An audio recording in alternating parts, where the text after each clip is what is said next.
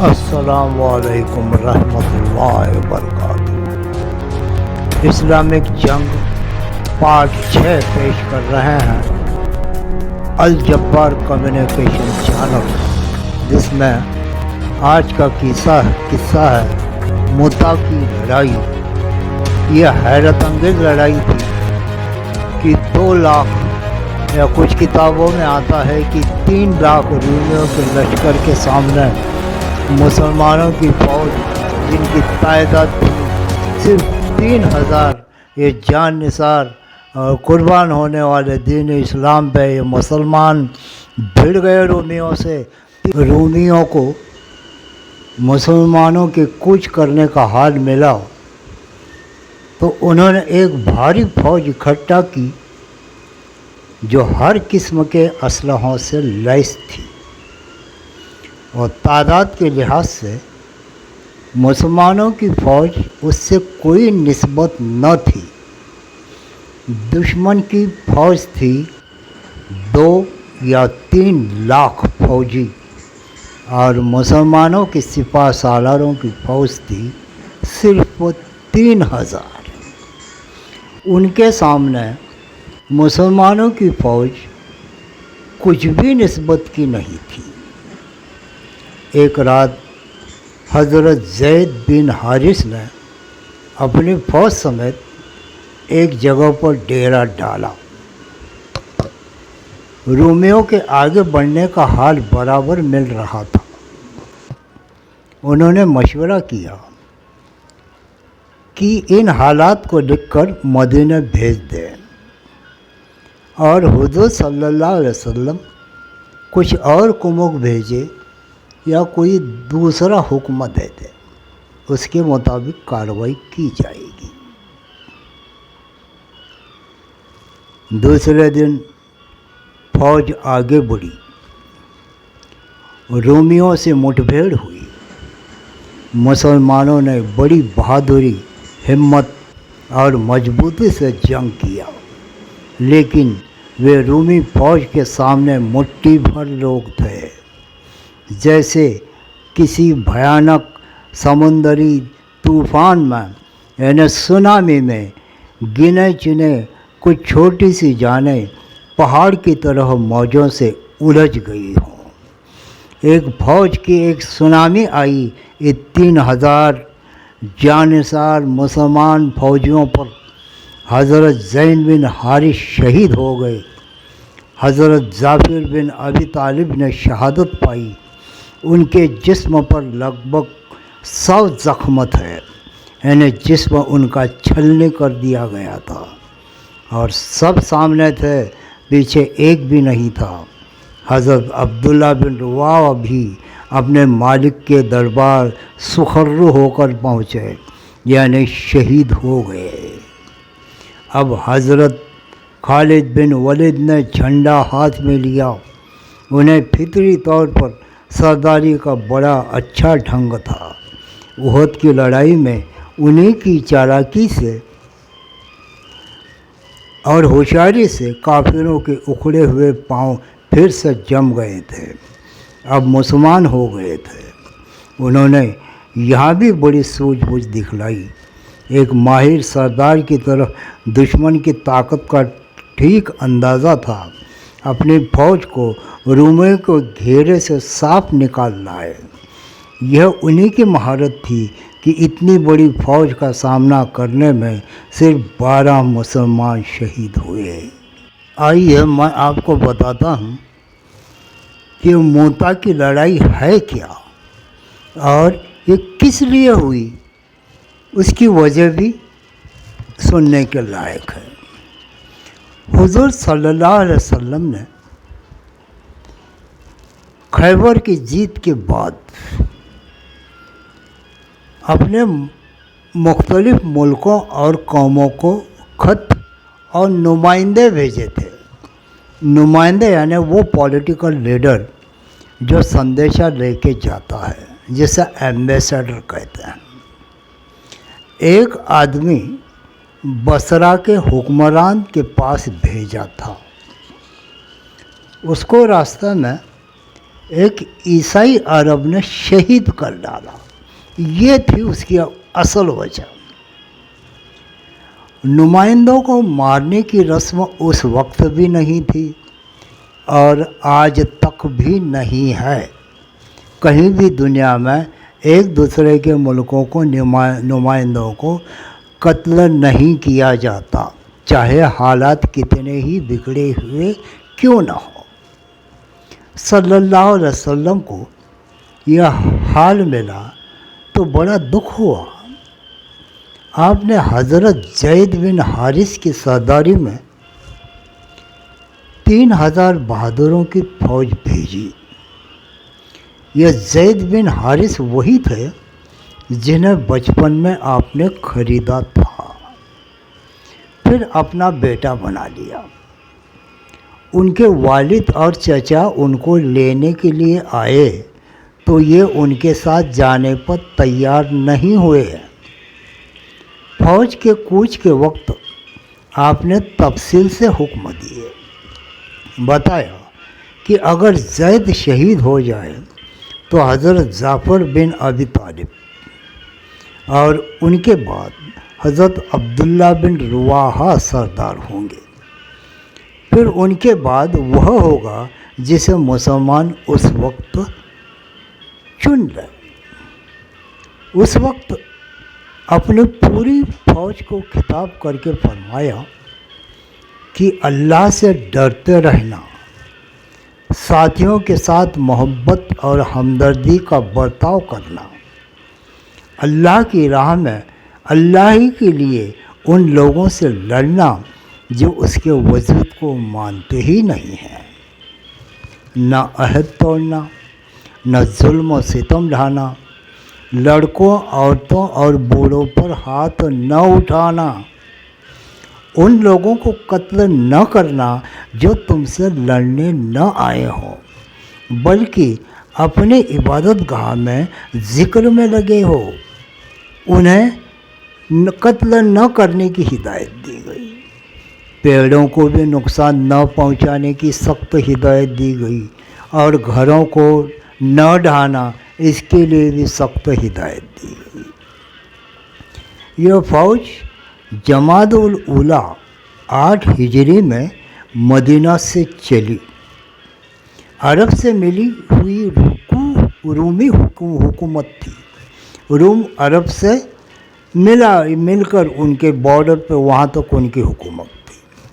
اس وقت دنیا کا سب سے بڑا ملک گنا جاتا تھا. اس کا اثر عرب کے سرحدی علاقوں پر بھی تھا. سرحد کے قریب کے بہت سے عرب قبیلوں نے عیسائی دین اپنا لیا تھا اور اس کے ماتحت افسروں کی طرح حکومت کرتے تھے. رومیوں کو مسلمانوں کے کوچ کرنے کا حال ملا. انہوں نے ایک بھاری فوج اکٹھا کی جو ہر قسم کے اسلحوں سے لیس تھی اور تعداد کے لحاظ سے مسلمانوں کی فوج سے اس سے کوئی نسبت نہیں تھی. اطاعت تو ہر حال میں ضروری ہے. حضرت عبداللہ بن رواحہ نے ہمت بڑھانے کے لیے کہا، جو خطرہ اس وقت آپ کو محسوس ہو رہا ہے وہ تو بالکل وہی ہے جس کے لیے مدینے سے نکلے تھے، یعنی شہید ہونا.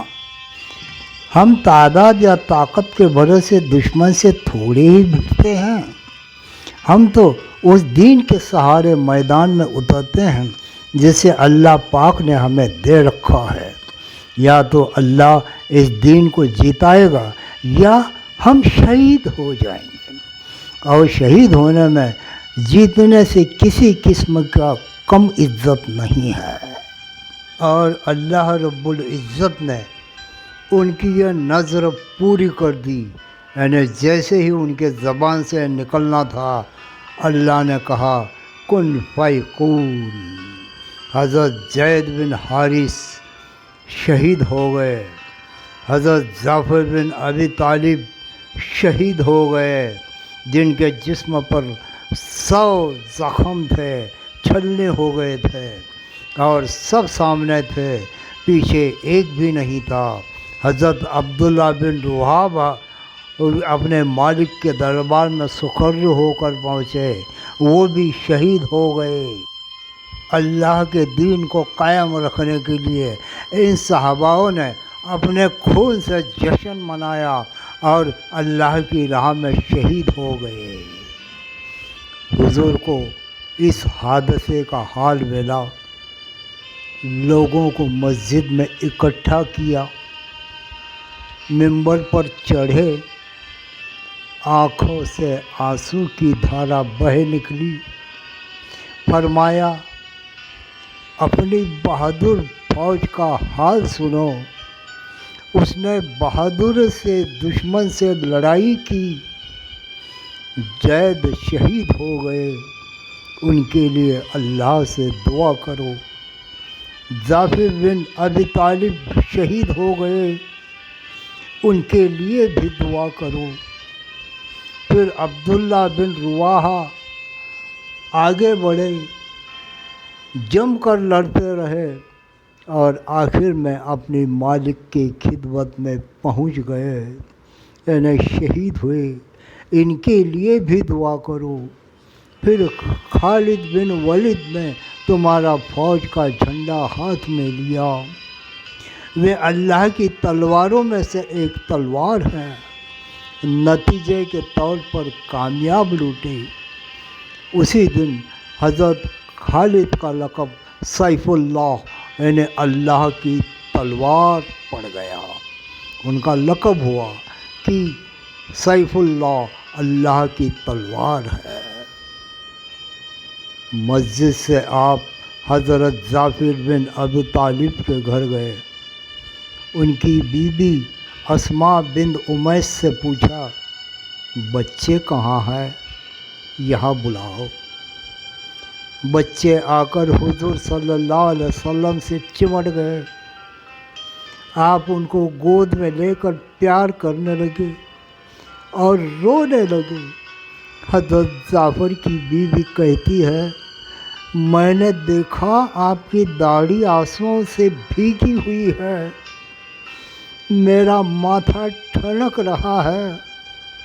پوچھا خیر تو ہے، کیا لڑائی کے میدان سے کوئی خراب خبر آئی ہے؟ آپ نے فرمایا وہ سب شہید ہو گئے۔ یہ سننا تھا کہ وہ اٹھ کھڑی ہوئی اور رونے پیٹنے لگی۔ حضور صلی اللہ علیہ وسلم بھی روتے جاتے تھے اور نرمی سے فرماتے تھے کہ اسماء بین نہ کرو، منہ پر تھپڑ نہ مارو۔ پھر دعا کے لیے ہاتھ اٹھائے اور بولے اے اللہ مرنے والے کو سب سے اچھا بدلہ دے، اس کے چھوڑے ہوئے ناطے داروں کو اس بھلائی کے ساتھ رکھ جس کے ساتھ تو نے اپنے کسی نیک بندے کے نصف ناطے داروں کو رکھا ہے۔ اللہ اللہ، کیا سما بندھا ہوا تھا یہ غم کا اور رونے کا۔ پھر حضرت فاطمہ کے گھر گئے، وہ غم کے مارے نڈھال تھی۔ آپ نے فرمایا جعفر جیسے پر کیوں نہ رونا جائے، ان کے بچے غم سے بے حال ہے، ہے بیٹی فاطمہ ان کے لیے کچھ پکا کر بھیج دو۔ اس کائنات کو بنانے کے پہلے اللہ تبارک و تعالیٰ نے سب سے پہلے قلم کو پیدا کیا اور عرض کیا کہ لکھ۔ فرمایا قلم نے کہ کیا لکھوں؟ اللہ تبارک و تعالیٰ نے فرمایا لکھ میرا علم میرے مخلوق میں۔ عرض کیا کس نام سے شروع کروں؟ فرمان ہوا بسم اللہ الرحمن الرحیم۔ قلم نے 1000 سال میں بسم اللہ لکھا، اس کے بعد رب کا یہ فرمان لکھا تحقیق میں معبود ہوں نہیں کوئی عبادت کے لائق سوائے میرے، اور محمد میرے رسول ہیں۔ جو تابع ہوا میری قضا اور صبر کیا میری بلا پر، اور شکر کیا میری نعمتوں پر، اور راضی ہوا میرے حکم پر، لکھوں گا میں اسے صدیق اور اٹھاؤں گا اسے قیامت کے دن صدیقوں کے ساتھ۔ اور جو تابع نہ ہوا میری قضا کا، اور صبر نہ کیا میری بلا پر، اور شکر نہ کیا میری نعمتوں پر، راضی نہ رہا میرے حکم پر، بس چاہیے کو صرف مجھے کو معبود بنا دے۔ یم اللہ یثبت و عندہ ام الکتاب، اللہ ہی جسے چاہتا ہے مٹاتا ہے یا باقی رکھتا ہے، اور اسی کے پاس ام الکتاب اصل کتاب ہے۔